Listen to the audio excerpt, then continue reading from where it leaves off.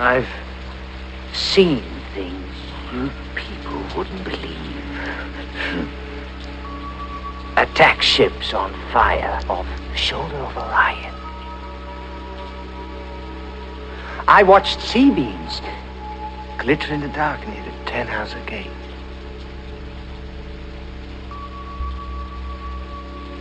All those moments will be lost in time, like tears in rain. Time to die. Hi, it's James Jokum, host of Webcomic Reviews and Interviews. Tonight, it's Rutger Hauer, Writer's Guide. So sit back, relax, and let the Geek Fest begin. On July 24th, 2019, Rutger Hauer passed. Definitely one of the better actors in Hollywood. His presence will be missed. At least it will be in a couple of years. Rutger Hauer has 172 acting credits over a 50-year career. If you're curious, that means he has about 3.5 projects for every year he was actually acting. And apparently that didn't stop. He still has about 5 in the shoot ready that were in post-production by the time he ended. This guy will definitely be missed. He's done quite a bit. He's gone anywhere from spy thriller to military drama. He's done comedies. He's done dramas. Even though he's most known for, well, B-rated science fiction and fantasy, the guy has covered quite a bit.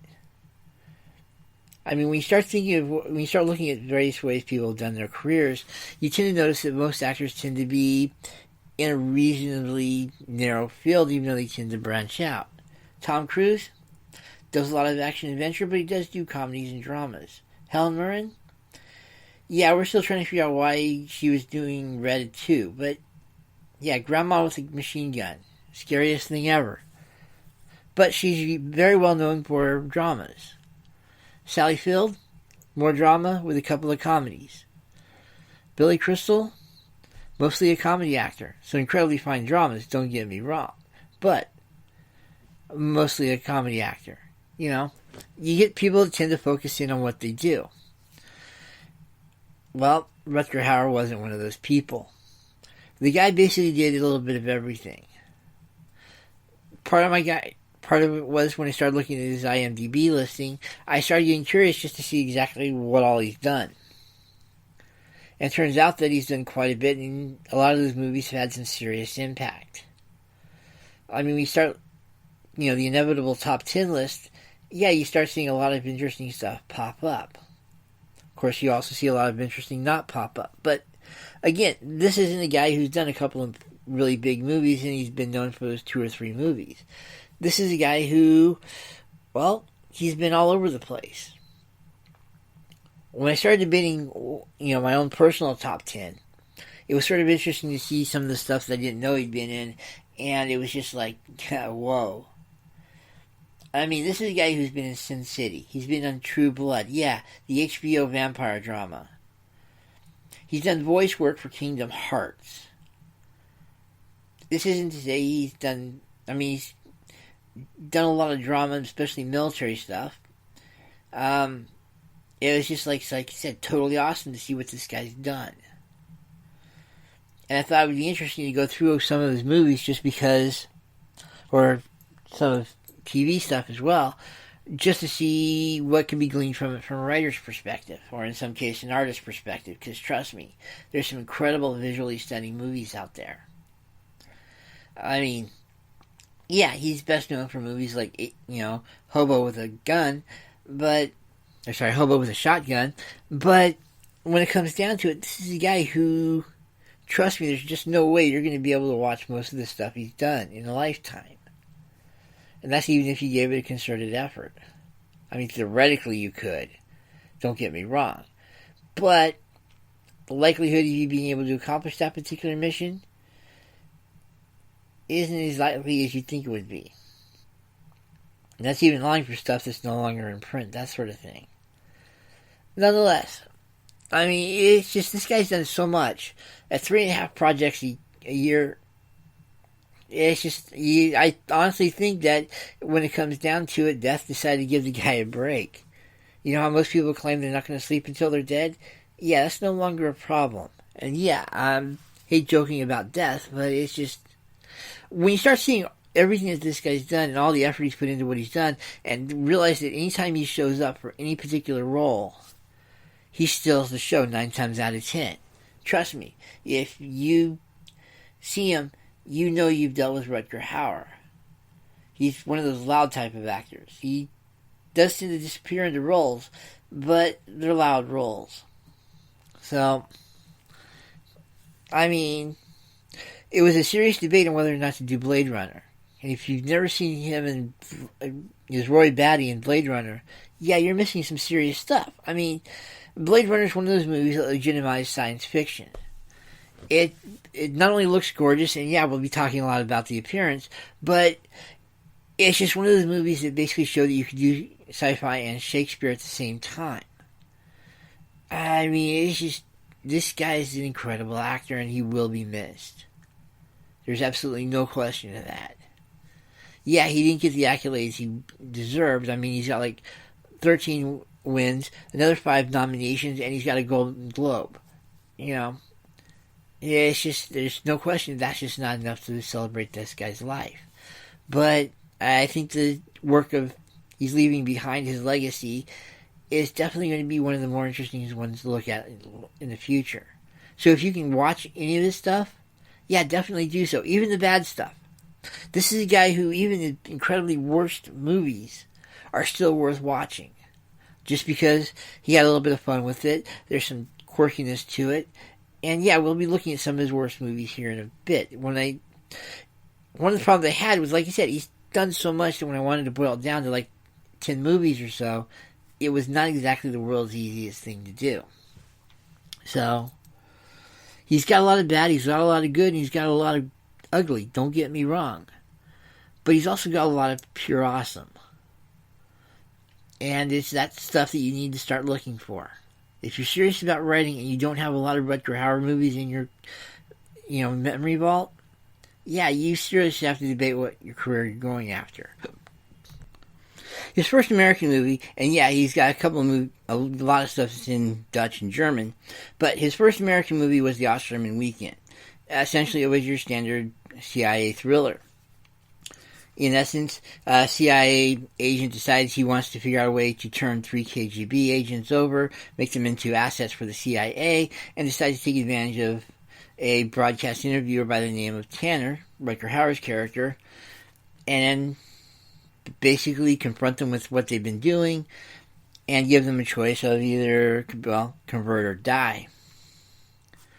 Unfortunately, the weekend he decides to have all these guys over. They bring their wives, and Tanner has his wife, child, and his dog there. By the end of the weekend, everybody's ticked off. It doesn't quite work the way he wanted it to.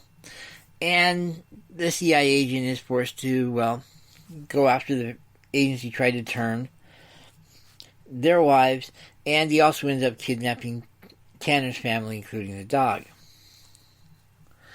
Tanner has to figure out a way to get them back, and he does through something that needs to be copied sometime.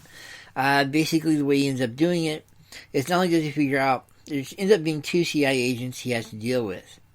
The first one is relatively easy, well-known location, just send somebody out, good to go. The other one he actually has to triangulate, figure out where the guy is, and ends up having to take care of him himself. However, in order to do so, he needs some sort of ruse in order to keep the guy busy, and that way he can not only track him down a little bit easier, but also keep him busy while he's, tracking him down. So, he ends up having a broadcast interview with the guy. And of course, while he's doing the interview, you'll love this one. While he's doing the interview, he tracks down and kills the guy, rescues his family, and takes them home. And you're basically going, wait, what? Yeah, what he ends up doing is he pre-records his questions and spaces them out just enough that it gives the other guy enough time to respond to them. In other words, it basically sounds like, Tanner is still giving the interview and is actually doing a pretty good job of it, when in actuality, he's just outside the guy's cabin. So, yeah, it's understandable that there's a big takeaway from the movie, and that's that, well, when the movie came out, it was pretty much ravaged by the critics. Essentially, there was an incredible number of plot holes. The problem, of course, is that if you're doing a CIA thriller, you need to have the plotting as tight as you possibly can. You need to have it so tight that if you poured water into it, none of it would go out. You know what I mean? The problem is that there were a huge number of plot holes within the Osterman Weekend. Great movie, sort of interesting to watch, don't get me wrong.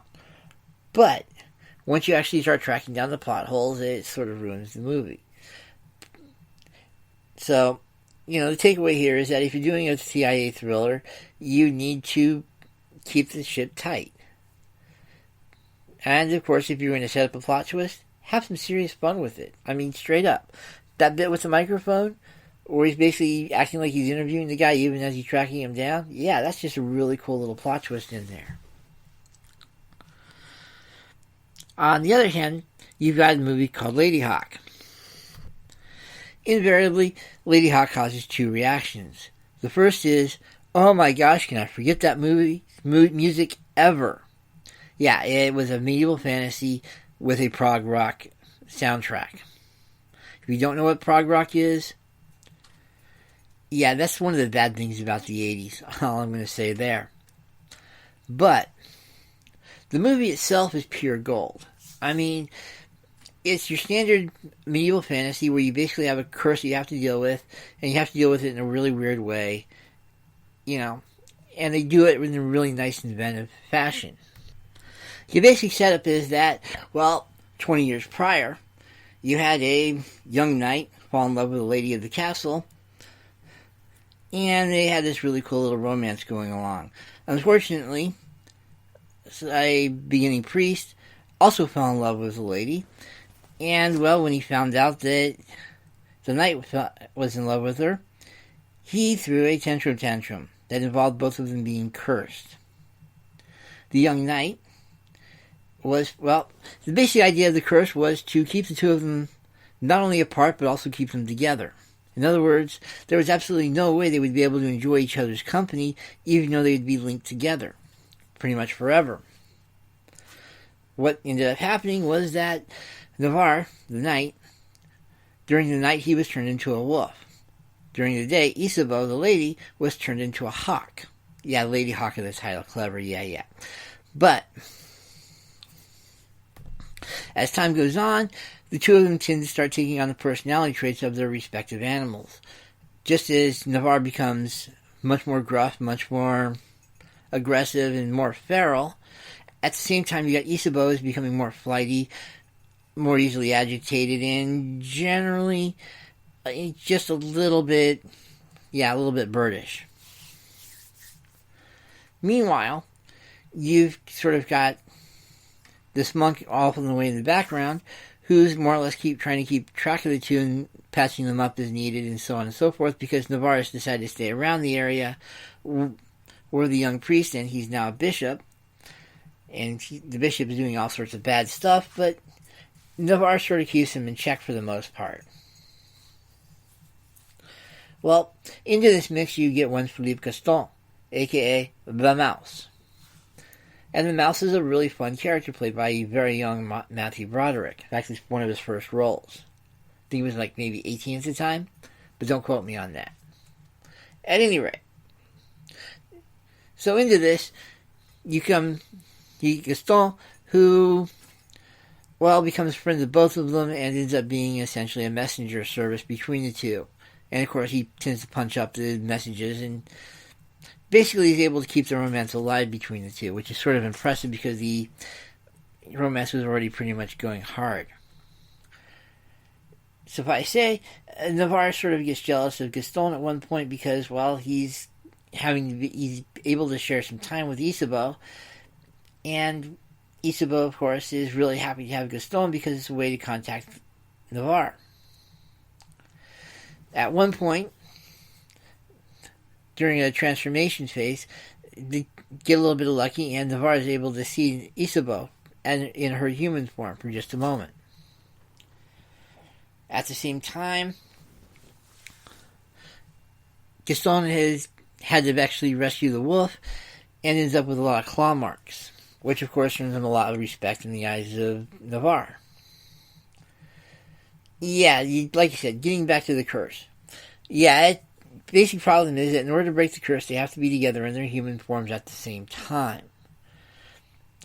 And for this to happen, that means you have to have a situation where night is in the middle of day.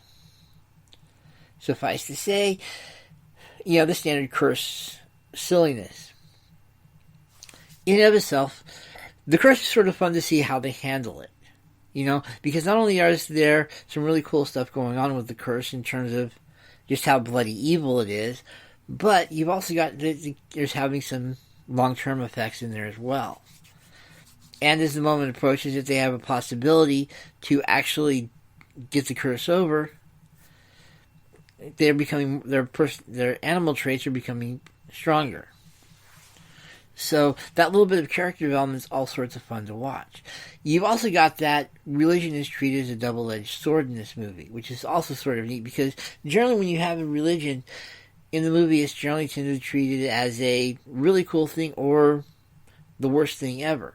In this case, you've got the best of both worlds because you've got the bishop who's obviously, evil versus Imperius who's on the side of good. On top of that, Gaston himself tends to have a lot of conversations, albeit one-sided, with the god above. So, yeah, if you can see this movie and you like a fairy tale that has a really cool ending, definitely need to watch this movie. It's just, I cannot recommend this movie enough. Keeping up with medieval times, you might also want to catch Flesh and Blood. In Flesh and Blood, generally speaking, when you start looking at your standard medieval movie, you tend to basically, it's a Ren Fair, let's get real. You've got your King Arthur and his knights, or Robin Hood, or what have you, but they tend to gloss over a lot of the nasty stuff that happened in the medieval era, You don't see a lot of the plague, you don't see a lot of the mercenaries killing each other, you don't see a lot of the gruesome battles. Even when you do see battles in most movies, it's relatively clean. You've got the guys in armor that are basically hitting each other with the swords. And you see blood, but you don't see anything past it. You don't get to see broken limbs. You don't get to see people chopped off with the leg. You don't see the gruesomeness that was medieval battle. And it's sort of cool that you actually get to see it in this movie. This is arguably one of the bloodiest, they have a bloodiest battle ever. And it's just awesome because you just don't see that stuff. On top of that, you also get to see a lot of the plague. In fact, the plague in the story actually ends up being one of the cooler plot twists I've ever seen in a movie. In it, Rutger Hauer is in charge of a mercenary outfit, and he ends up saying, screw it, we're tired of having to deal with, all these problems that the Lord's giving us, we're just not being paid enough, and so we're going to take over his castle. Suffice to say, not only do they take over the castle, but they pretty much kill everybody in it except for the Lord's daughter, who Martin, Rutger Hauer's character, basically takes for himself, and he's basically romancing her. She, of course, accepts the romance until she can figure out some way to deal with this guy. Well, at one point in time, the castle itself was attacked by a different force, and even though it's easily repelled, one of the things that the other force does is they start throwing in chopped up dog carcass into the place. Turns out that the dog carcass has a little bit of the local plague. During the siege, the daughter throws part of the dog carcass into the well. It turns out it's the communal well that everybody's drinking from. Yeah, she starts drinking a lot of wine after. But, over the next couple of days, it's not pretty. Especially when everybody starts realizing they've got a plague, they've got to figure out a way to deal with the plague. And pretty much everybody dies. Except, of course, for the daughter. So, it's just, like you said, one of the things you don't see a whole lot in the medieval movies is they don't tend to deal with the actual historical issues that were going on at the time. You'll see the magic fairy stuff, you'll see the big heroes, you'll see the historical figures, so on and so forth. but you tend to eschew a lot of the more interesting problems. And as writers, we need to every so often go into those historical issues and have a little bit of fun with them. Obviously, in this case, we're talking about the plague, and it's having a really nasty effect on people. So, we as writers have to keep in mind that, history doesn't exist in a vacuum. There's a lot of other stuff going on at the time that we tend to gloss over and tend to ignore. And sometimes we need to avoid doing that because there's some really cool stuff that is the details. And we start doing the world building and that sort of thing, we need to allow that there's some really nasty evil stuff out there. I don't care if you're doing a horror movie or if you're doing, a kid's comic. Occasionally you need to let the bad stuff happen and just explore what happens when that bad stuff does take over. So, definitely keep that in mind. Another fun little movie is Blind Fury, and this was actually a fun one. Basically, Rutger Hauer gets to play the part of one Nick Parker, who happens to be a blind swordsman. Yeah, if you've heard this plot before, yeah, it's taken directly off the Zatoichi Japanese movies and shows. I mean, it's pretty much a direct ripoff on purpose. That was the entire point. Let's have some fun with Zatoichi, who's known as the blind swordsman. Yeah, think about that for a sec. No nifty double radar sense type thing going on. Just pure, skill. And he ends up having to rescue a kid. The fun part is they keep... Not only did Rutger Hauer tend to... he actually went and found a person who practiced judo who was blind to learn how to basically act blind. He then also went into swordsmanship in order to, be convincing.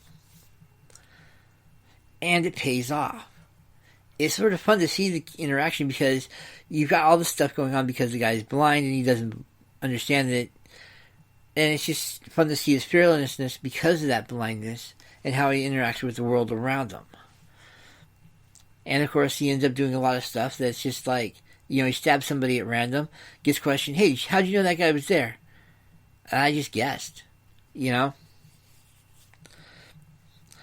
a little bit serious, it's a lot comedy. And it's just one of those movies that you have to see to appreciate.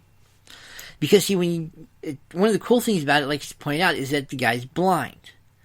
Which is a major plot point all over the place. And one of the things you tend to forget when you start doing a person with a handicap is that for some bizarre reason, we as comic book writers tend to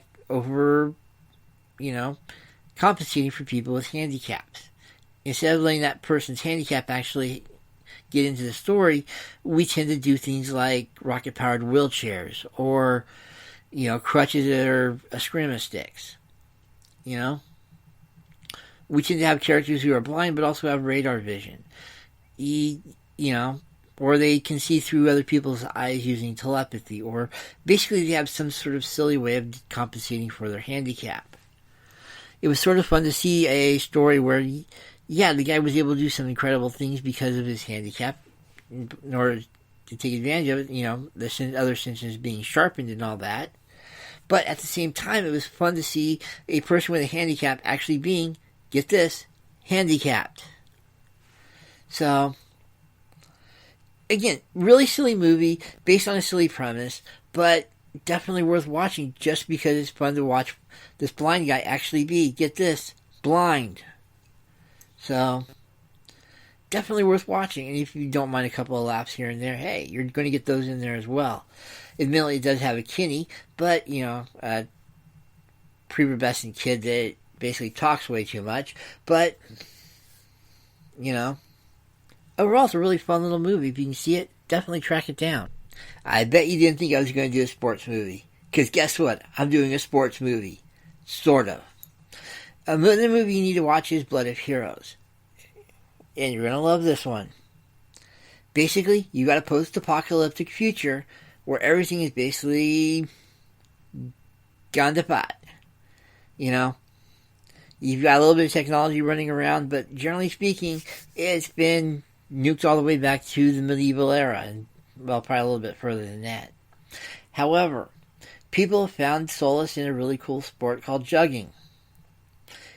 Yeah, you basically have 2 teams of 5. No, this is not basketball. Basketball does not get this brutal. Really basic situation is you've got two people who wrestle for the skull of a dog, grab that skull of a dog, and then have to make it to the goal, where they basically take the skull and place it on a spike. Most points wins. Yeah, but you're not going to see a whole lot of points. It scores like soccer.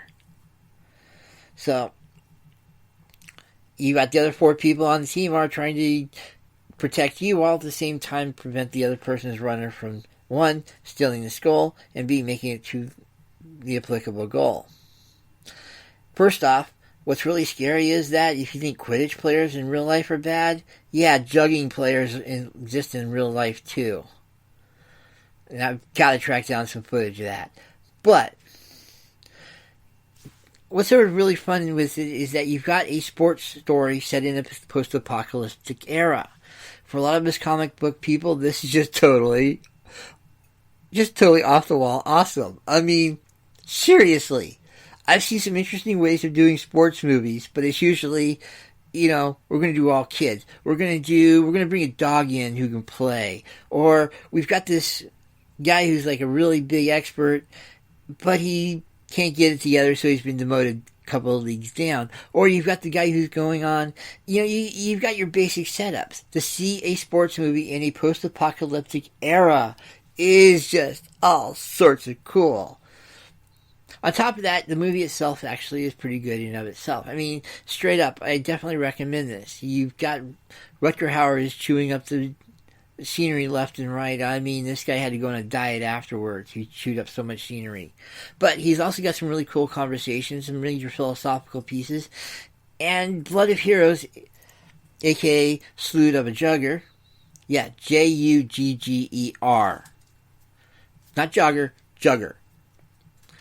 It's just a really fun little movie, especially if you don't expect it. Like I said, it's a post-apocalyptic sports movie. How can you possibly go wrong? And they don't. Alright, so then of course you have a movie like Wedlock. Alright, basic premise here is pretty simple, and I'm not going to get too much into the movie. But you basically have a situation where people are sent to jail, and when they're sent to jail, well, they put a collar around the person's neck. You're told that, you get more than a couple 100 feet away from this person. I think you actually use 100 feet in the movie, but there's no way it's just 100 feet. Trust me on this. But you're told that if you get past a certain distance away from the person, well, both collars go off. Just to make this a little bit more interesting, nobody's told who the paired collar is with. So you've got a situation where you can't escape from jail until you figure out exactly who the person you're paired with is. I so want to throw in a hilarity ensues in this, because it does. It really does. They have some serious fun with the concept. First off, Rutger Hauer is able to figure out who the woman he's tied with is. It's not always a woman, sometimes it's another guy. Usually it's another guy, but in this case it happened to be a woman, so they were able to throw in a little bit of a romantic subplot. But the fun part of the movie is that, well, every so often the two of them start getting further and further apart from each other. I mean, at one point in time, she's actually on a bus and doesn't get off when she's supposed to.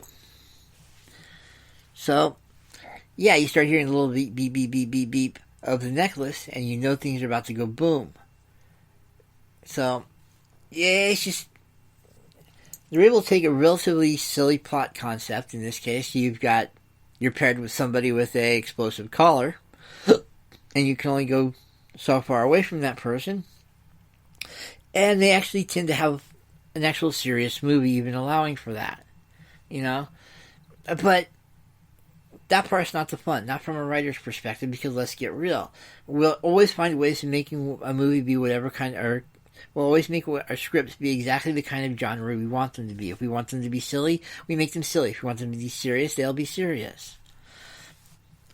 It's just fun that you've got this really cool running joke that if things go south, both people are going to die. And they're going to die, okay, at least they're going to die painlessly, and it's going to be quick. But it's sort of fun to watch him get tortured because of this. And yeah, eventually they do get rid of the collars, like that's, a sitch, right? But the bottom line here is that they tend to have a lot of fun building up the suspense on whether or not the collar is going to go off, putting him in situations where, that collar is going to go off. Yeah, this is definitely overusing Chekhov's collar, but they have a lot of fun with it, and it works. And for that alone, the movie's worth watching and figuring out how to explore and put that into other media. You just straight up, if you have a situation where you've got two characters and you want them to bond, apparently putting them into explosive collars tends to work. Go figure. I guess I needed one Most Dangerous Game movie at some point in time, so hey. Surviving the Game it is. Yeah, actually that's the name of the movie, Surviving the Game. Rutger Hauer gets to play a businessman who goes in, everybody pays a certain amount, they track down a homeless person, give the person incentive to run and stay alive while they track down the guy. And pretty much what you'd expect to happen in an MDG movie happens. Everybody pretty much dies, the prey gets away, prey gets the money and has a relatively happy life afterwards. It's just straight up. The MDG type movies are sort of fun to do, especially if you tend to like comics. I mean, it's a relatively simple concept. You've got a group of people hunting a particular person, and you get to show some of the foibles of society. You've got rich guys with way too much money that need to get a life, and you've got people that are willing to do pretty much anything for a couple of bucks. So, it's just one of those movies that, more of an obligatory here, that I'm trying to show off that Rutger Hauer tends to do a lot of weirdness, but the MDG type movies are sort of fun to do just from the sake of, if you want to do one that basically goes after and shows the problems of society in terms of the rich eating the poor, it's a really great little fun thing to play around with every so often. And in this case, they do have a little bit of fun with it. It is sort of fun to watch Ice-T run for his life. Okay, it's a lot of fun to watch Ice-T run for his life. He's normally a cool, collected person, right? Yeah. And then you take him out of his urban environment, put him into the woods, and you get to see just how smart he really is. So, there's that as well. It's pretty much the ultimate fish out of water situation, outside of taking an actual fish out of actual water. But it's just sort of fun to watch, and it's a lightweight movie, and like you said, it's sort of fun to do a rich eating the poor type of story every so often. So it's definitely worth watching just for that alone. Then, of course, you've got movies like, Crossworlds. Basic setup, you've got Hauer gets to play a mage who's with the ability to cross worlds. He needs to find an apprentice and teach this person how to do it himself. And meanwhile, they've got to defeat a villain. Lots of cliches, lots of really common tropes, that sort of thing is what you're expecting, right? No. See, generally speaking, when you've got the master-apprentice situation, the apprentice does a lot of the heavy lifting. In this case, that's not exactly the situation. You've got Hauer gets to actually go through and actually be a master and actually able to show exactly what he's capable of doing, which is all sorts of fun. And yeah, you've got the apprentice who's in a situation where he does have to end up vanquishing the villain, but it's just sort of really cool to see a situation where you've got a master-apprentice situation where they're actually cooperating and actually working together and actually, get this, sharing the kill, so to speak. So, it's just, you've got a little bit of philosophy in there, granted, but overall, for what essentially is a lightweight TV movie, there's a lot of really fun takeaway here. You've got the fact that you've got a consistent magic system, which in and of itself is sort of fun. A lot of TV movies tend to have magic as this end-all, be-all, deus ex machina that pretty much does whatever you want it to do. It's nice to see a magic system where that's not always going to be the case, where you actually have to, allow for other situations before you can cast a spell and you can actually run out of energy and that sort of thing. You just don't see a magic system that's actually nice and consistent. And again, you've got sort of an ensemble cast between the Master of the Apprentice and the Apprentice's girlfriend is along for the ride. On top of that, you've got a villain who's actually having fun being a villain. I really love movies where the villain gets to do that because, I hate these ultra serious villains who take themselves way too seriously. I'm doing this for the good of mankind type of guys. No, this guy's just like, screw it. Why do you think, he actually at one point asks A.T., Howard's character, oh yeah, why do you think I'm evil? Well, there is a little detail that you captured, went and destroyed the universe, enslaved its people, and yeah, I think you're definitely qualified as evil.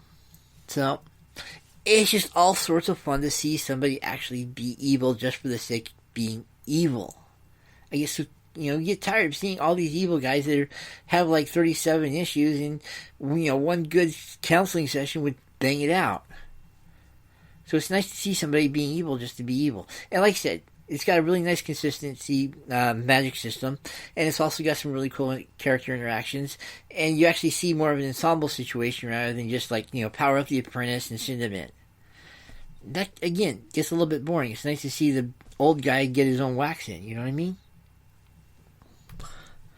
And then I had to include this one because I saw it on the listing, and I'm like, wait, what?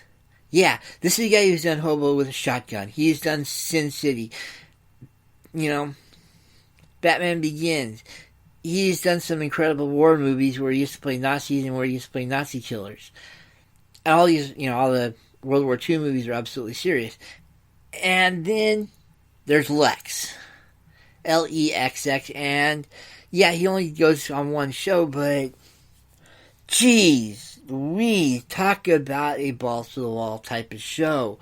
I mean, it's just, when you start looking at Lexx, there's so much weirdness going on, and you get to see just how dark the world is, and then they basically kill off one universe, send everybody to another universe, and you get to see all the weirdness that happens in our universe, so to speak. And it's just, yeah, Lexx is one of those shows that you have to see to believe. For those of you who like doing a little bit more absurdist science fiction, it's definitely, if you've not seen Lexx in your lifetime, you need to track it down and do so immediately. And watch it from beginning to end, and watch all the little miniseries type of stuff first. And if you're a visual artist, oh, you're going to love this show. Oh, you're going to so. Yeah, you've got a big giant dragonfly as the spaceship to begin with. You've got all these weird robots running around. You've got, at one point, the villain becomes a supersized version of herself. Yeah, this is not a show that if you're trying to figure out nice and consistent, this is not the show for you.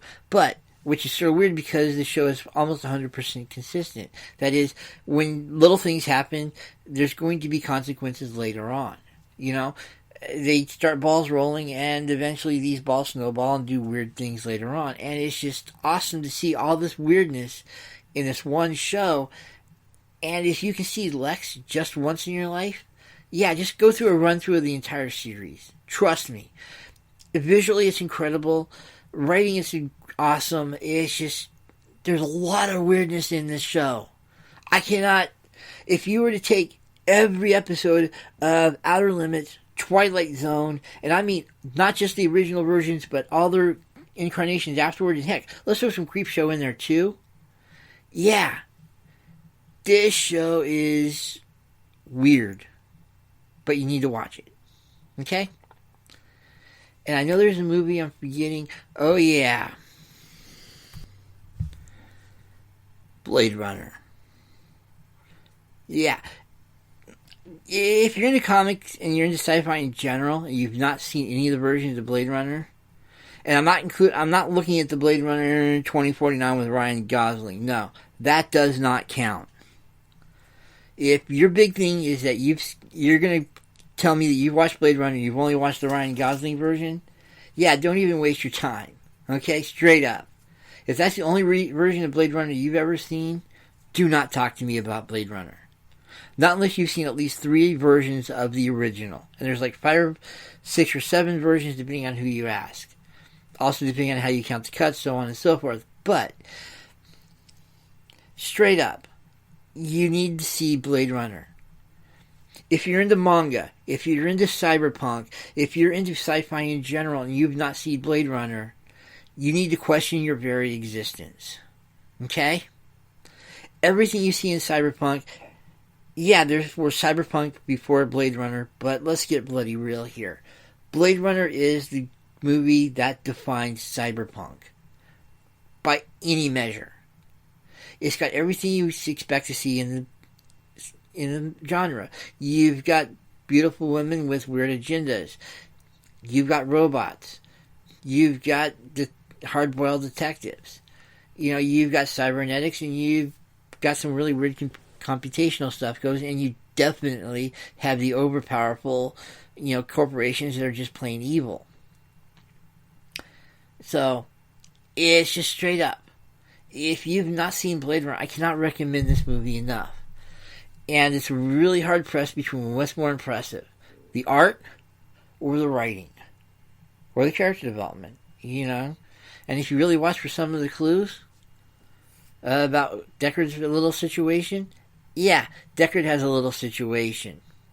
But that's not important. Honest. All I'm going to say is that you need to track down as many copies of Blade Runner as you possibly can and just simply have fun watching the movie over and over and over again. I mean, there's really cool movies, and then there's, oh my gosh, type movies. You have to understand that in the 80s, as soon as Blade Runner came out, every Japanese manga basically had their version of cyberpunk instantly. I mean, it's just, there's something really cool about the genre, and when you start seeing what they did with it in Blade Runner, how that evolved into a lot of the different versions of cyberpunk you see, it's just, it'll blow your mind. I mean, it really will. You'll be going, oh my gosh, I can't believe I've seen these elements here, there, and everywhere, and this is pretty much where they came from. So, on top of that, if you need inspiration, it's really hard not to watch the movie and get inspired to try something weird. And on top of that, it just has a lot of really applicability to a lot of other stuff. You know? You've seen the robot that thinks it's a real robot and finds out the hard way that it's, well, not. Yeah, okay, they did that a couple of times in The Outer Limits. But when they do it in Blade Runner, it's just all sorts of cool. On top of that, it hits a point where you're not 100% of where all the robots are. Yeah, you think you know on the first viewing or two, but trust me, unless you really, really pay attention, you're not going to catch them all. This is not a Pokemon situation, it's just you're not going to catch all the robots. And yeah, I know they're Nexus models, but, you know, let's get real. There's sort of a weird combination of robot and clone. But you're not going to know where every robot is. On top of that, the visual style is there. You get to see some really interesting linguistic tricks that you haven't seen since Tolkien. And overall, this is a movie that was somebody put together, and when they started putting it together, it was, hey, let's add a little bit of extra. Hey, let's have some fun. Let's have some geishas that are swallowing drugs in ads, and let's just have some serious fun with it.